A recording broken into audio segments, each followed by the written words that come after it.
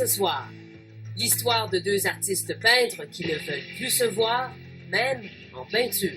Tant mieux si elle avait été en galerie, puis elle avait rentré parce qu'elle était elle-même, mais là, elle a rentré parce qu'elle ressemblait à un bulldo. Le combat de David contre Goliath se poursuit.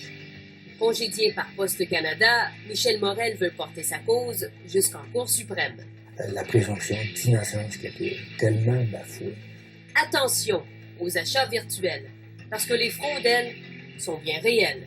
Moi, eBay, Mais ça a fait une grosse erreur. Bonsoir et bienvenue à JE. Dans le domaine des arts, les droits d'auteur, c'est souvent difficile à établir. Dans la région de Québec, une artiste peintre peut se vanter d'avoir popularisé une technique de peinture au café. Pour l'instant, on ne vous dévoile pas son nom, mais aujourd'hui, cet artiste peintre se dit victime de plagiat. À vous d'en juger. Je pense que je canalise par mes toiles. C'est une forme de médium, une façon de canaliser de l'amour aussi, là. Alors, je ne crois pas que mon cœur est distancié de ma main qui peint. Je deviens dans un état tellement extraordinaire, là. C'est comme... il n'y a rien qui m'atteint. Deux artistes, même passion. Peindre des tableaux avec une peinture à base de café. Quand on s'annonce comme artiste et qu'on dit qu'on peint au café, ça suscite un intérêt à la base. Les couleurs du café allaient vraiment bien avec les couleurs de la peau. Fait que on faisait des nœuds. Voici des exemples de ce que fait l'une et l'autre. Mais qui a peint quelle toile? Pouvez-vous voir la différence? D'abord, quelle est cette technique de peinture au café?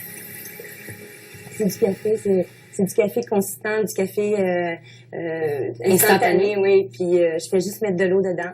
Puis on réussit à avoir une pâte. Et puis c'est avec cette pâte-là qu'on travaille. C'est très simple. Tu prends de l'eau, tu mélanges ça avec le café. Tu obtiens une consistance un peu, comme tu la désires finalement, plus épaisse, plus liquide. Le café est-il l'unique produit utilisé? J'ai quand même expérimenté des huiles, des vernis, des trucs comme ça pour essayer de fixer le café en soi. Puis j'ai fait une démarche à peu près 20 ans de travail là-dessus. Et l'effet de craquelage? Quand on mettait le modeling paste, c'est une espèce de ciment qu'on achète où on vend le matériel d'artiste, ben que l'effet des deux, ça craquelait. Puis même, tu sais, on regardait tout ça, puis on avait du plaisir, puis on a trouvé ça bien génial, là, cet effet-là. Est-ce qu'il y en a beaucoup aujourd'hui qui travaillent avec la technique café? Il y en a de plus en plus, parce que c'est comme je dis, j'ai été 10 ans de temps médiatisée à travers la radio, la télévision et tout.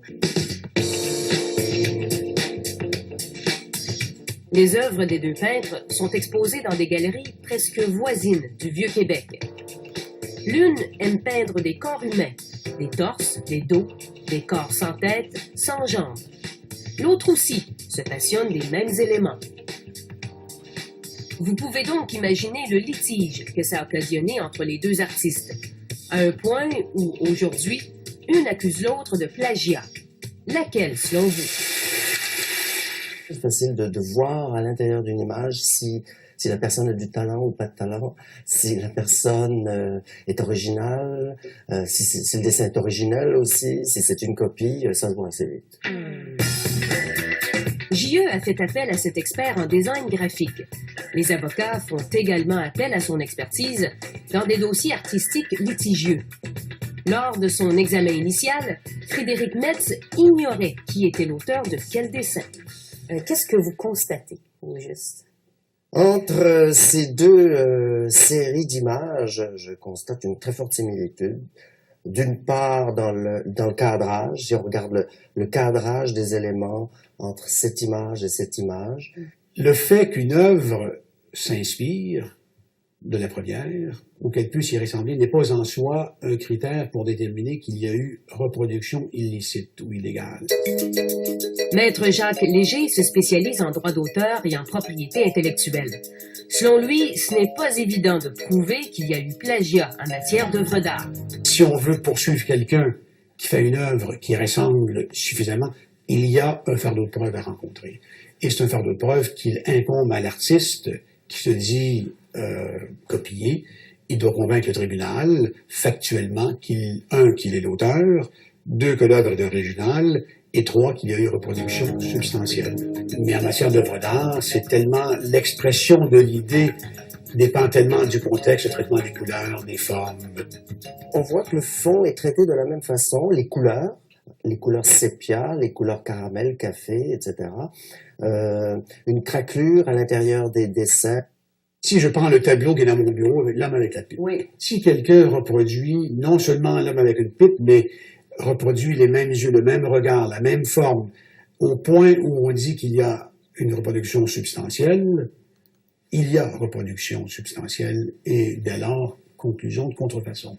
On voit des tons, on voit les plans, on voit des techniques similaires, donc oui, ça se ressemble beaucoup. De voir des parties coupées, donc sans les jambes ou sans la tête, fait qu'on se dit, bon, ben c'est un geste volontaire et non pas fruit du hasard. Normalement, quand on fait un dessin, ben, on tombe dans toute autre chose. On peut peut-être avoir les mêmes sujets, ça, c'est certain, le corps humain a toujours été fait, c'est pas nouveau, ça date pas d'hier. Mais quand on le cadre de cette façon-là et qu'on lui donne cette forme-là, moi, je vois une similitude flagrante. La conclusion ultime qu'il y a plagiat, c'est le juge, et seul le juge, qui peut d'ailleurs ignorer l'avis des experts. Okay. Il n'est pas tenu de tenir C'est compte. conclusion de droit.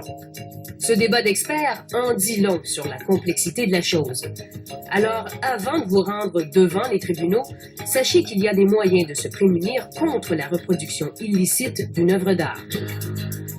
Le droit d'auteur protège l'expression d'une idée, et dès qu'une œuvre est nouvelle, dès que l'artiste transpose sur un médium qui est une toile ou une sculpture l'expression de l'idée qu'il a, son œuvre est protégée par le fait de sa création. Mais si on veut poursuivre un tiers, il est recommandé de déposer à Ottawa une demande de droit d'auteur, parce que dès qu'une œuvre est enregistrée au registre de droit d'auteur, ça crée des présomptions de droit. Bien que en art, il est reconnu que la signature d'un peintre suffit à lui donner la paternité de l'œuvre et à le protéger. C'est comme si je m'étais fait violer de toute mon intégrité. Cette peinture est un Bluteau. Celle-ci, c'est Nathalie Chiasson qui en est l'auteur. Vous l'aurez deviné, c'est Marie-Linda Bluteau qui accuse sa consoeur de plagiat.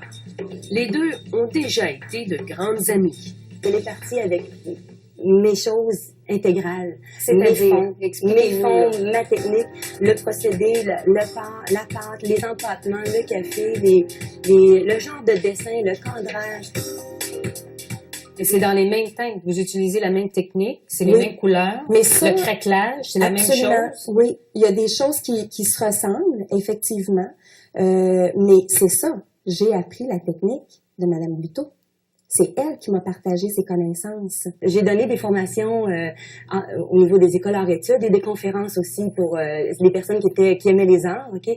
Mais je parlais de ce que je faisais. Sur cette technique-là Sur cette particulièrement, technique-là, oui. Mais j'ai jamais tout donné mes secrets. Il n'a plus de recours, l'individu, s'il a partagé son secret avec plein de gens. Il n'a pas de recours pour empêcher quelqu'un de prendre la même technique ou une technique semblable.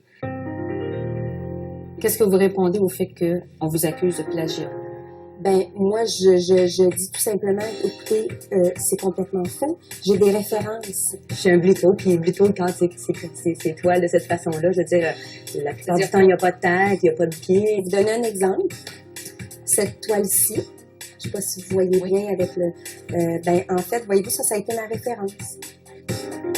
C'est par ça que je me dénote, c'est par ces textures-là que je ressors.